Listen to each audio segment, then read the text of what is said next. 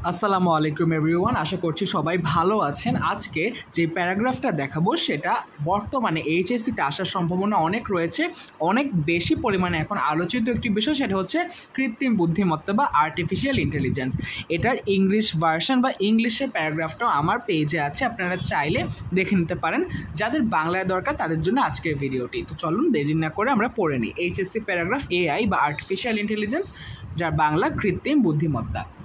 কৃত্রিম বুদ্ধিমত্তা এআই এমন একটি প্রযুক্তি বা যা যন্ত্রপাতি এবং কম্পিউটারকে মানুষের মতো চিন্তা এবং কাজ করার ক্ষমতা দেয়। এটি আমাদের জীবন সহজ করতে সাহায্য করে, এমন কাজগুলি সম্পাদন করে যা আমাদের জন্য কঠিন বা বিরক্তিকর হতে পারে। উদাহরণস্বরূপ, যখন আপনি আপনার ফোন ব্যবহার করেন, গুগল সহায়ক বা সিরি আপনার প্রশ্নের উত্তর দেয়। এই সহায়করা এআই দ্বারা চালিত। এআই এমনভাবে সাহায্য করে যে যন্ত্র এবং রোবটগুলি মানুষের মতো কাজ করতে পারে, যেমন গাড়ি চালানো, রোগ নির্ণয় করা, এমনকি গল্প লেখা।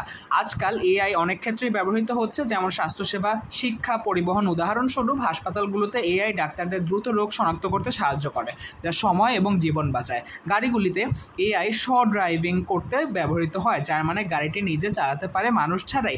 এআই এছাড়াও আপনাকে এমন ভিডিও বা পণ্য সুপারিশ করতে ব্যবহার করা হয় যা আপনি ইতোমধ্যে দেখেছেন বা কিনেছেন।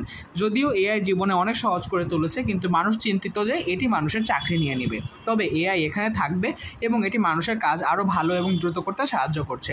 অনেক মানুষ বিশ্বাস করেন যে এআই আরও বড় হবে এবং উন্নতি করবে, যা সবার জন্য জীবন সহজ করবে। যদি আমরা এটি সঠিকভাবে ব্যবহার করি, তবে এআই আমাদের অনেক সমস্যার সমাধান করতে এবং আমাদের দৈনন্দিন জীবন উন্নত করতে সাহায্য করতে পারে।